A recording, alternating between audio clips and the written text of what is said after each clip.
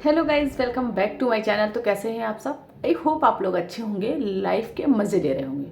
भाई मज़े लेना तो बनता है, लाइफ एक बार मिलती है तो इसमें एंजॉयमेंट, फुल एंजॉयमेंट होना चाहिए, मेरा कहने का मतलब है। फ्रेंड्स, आज मैं उन महिलाओं के लिए वीडियो लेके आई हूँ जो अपने पति को देवता मानने से इनकार करती हैं, नहीं मानती हैं देवता, नहीं पूजूंगी देवता की तरह। अरे भैया सही है ना, जरूरी तो नहीं है कि आप देवता की तरह ही उनको माने, देवता की तरह उन्हें पूजें, बिल्कुल ज़रूरी नहीं है।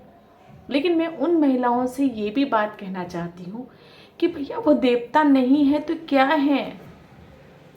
आप भगवान से प्रेयर करते हो, ठीक है, वो कहते भगवान जी मुझे ये दे दीजिए, भगवान जी मुझे वो दे दीजिए। तो भैया वो देते हैं या नहीं देते हैं, लेकिन आप अपनी बात तो रखते हैं ना उनके सामने। वो देते भी हैं तो हो सकता है कि जो आपके भाग में है तो मिलेगा तो मिलेगा ही, लेकिन पति के साथ में ऐसा नहीं है। पति के साथ में हम लोग ये कहते हैं ना कि पति से ये कहते हैं कि सुनिए मुझे ये दिला दीजिए, मुझे वो दिला दीजिए, तो वो दिलाते हैं ना। तो उसमें सोचना क्या है कि उनको माने देवता की तरह नहीं माने, उनके अंदर अगर वो विशेषताएं हैं तो हम उनको ईश्वर की पद्धति दे सकते हैं। चलिए मैं आपकी बात रखती हूँ कि देवता की तरह, देवता से मतलब ये नहीं है कि आप उनको पूजो, उनकी थाली से उनकी आरती करो, नहीं जी, ऐसा नहीं करना है। देवता के समान मानने से मतलब ये है कि उनकी इज्जत करना, उनकी जो रिस्पेक्ट है आपकी आंखों में दिखनी चाहिए कि ये मेरे लिए कितना करते हैं, कितना ध्यान रखते हैं। उनको ना आपकी आंखों में साफ साफ नजर आएगा कि आप उनकी रिस्पेक्ट करते हो। जैसे कि एग्जाम्पल मैं आपके सामने देती हूँ कि जैसे आप देवता की तरह क्यों माने। चलिए ठीक है, ये टॉपिक है ना आपका। हाँ ठीक है, अगर मैं विशेषताएं गिनाती हूँ मान लीजिए, और ये विशेषताएं सारी आपके हस्बैंड के अंदर हैं, तो आपका बिल्कुल दायित्व बनता है कि आप उनकी बहुत ही ज़्यादा इज्जत करें, बहुत ही ज़्यादा रिस्पेक्ट करें जिसको बोलते हैं, और उनको एक भगवान का दर्जा भी दें। जैसे कि आपके खाने पीने का वो ध्यान रखते हैं। इससे पहले मैं एक बात कहना चाहूँगी कि आपकी शादी हो जाने से पहले, जैसे आप अपने पेरेंट्स के घर होते हो तो पेरेंट्स में क्या होता है कि आप अपने कोई बात रखते हो, अपने माता पिता से कोई बात कहते हो कि मुझे ये दिला दीजिए, तो हो सकता है कि संभव ना हो सकता है कि वो टाल देते हो, कभी कभी आपकी बात की वैल्यू ना होती हो। तो ज़रूरी नहीं है कि हर सबके मैके में अच्छी अच्छी इम्पोर्टेंस हो, लेकिन ये ज़रूर होता है कि जब आपकी शादी हो जाती है तो आपकी एक ससुराल में एक वैल्यू बन जाती है, आपके हस्बैंड के नाम से जाने जाते हो। कि सास ससुर वो इम्पोर्टेंस हो सकता है कि ना दें आपको, लेकिन पति के लिए आप स्पेशल हो, ठीक है। वो आपकी बात की वैल्यू करते हैं, वो आपकी हर मान सम्मान के लिए आगे रहते हैं, आपकी हर इच्छा को पूरी करने के लिए पूरी कोशिश करते हैं। चलिए जैसे कि मैं गिनाती हूँ आपको, आपके खाने पीने का ध्यान रखते हैं तो आपके लिए ईश्वर समान हुए ना, क्योंकि शादी के बाद माँ बाप की जिम्मेदारी बिल्कुल ख़त्म हो जाती है और हस्बैंड की शुरू हो जाती है।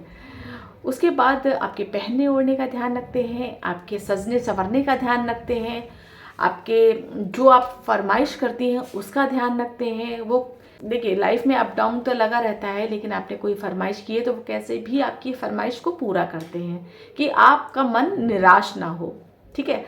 दूसरी बात यह है कि जैसे आप कहीं शॉपिंग जाते हो तो उसका भी ध्यान रखते हैं कि ये कोई फरमाइश ना कर दे या कुछ मांग ना ले। हम लेडीज़ को भी सोचना चाहिए कि हम लोग ऐसी कोई फरमाइश ना करें, लेकिन फिर भी वो हमारी पूरी इच्छा पूरा करने का पूरा प्रयास करते हैं, ठीक है। जैसे कि घर में आपकी मदद करते हैं, ये भी उनके अंदर एक क्वालिटी होती है कि आपके घर में पूरी सपोर्ट करते हैं, घर को सजाने में, आपके साफ सफाई में, ठीक है, खाना में आपकी हेल्प करते हैं। तो ये क्वालिटी जो उनके अंदर है तो वो क्या है, मतलब सोचिए ज़रा, वो ईश्वर समान हुए ना हमारे लिए। वो हमारी हर चीज़ का ध्यान रखते हैं, कहीं से भी थक थका के आते हैं बेचारे, ऑफिस से आते हैं या कहीं भी से भी आते हैं, और तो सोचते हैं कि घर पे जाके खाना खा के थोड़ी देर रेस्ट करेंगे। जैसे ही घर में घुसते हैं उनको पता चल रहा है कि आप बीमार हो, आपकी तबीयत ठीक नहीं है, तो वो क्या करते हैं, सब कुछ छोड़ के बस आपको में लग जाते हैं, आपको दिखाना है डॉक्टर को।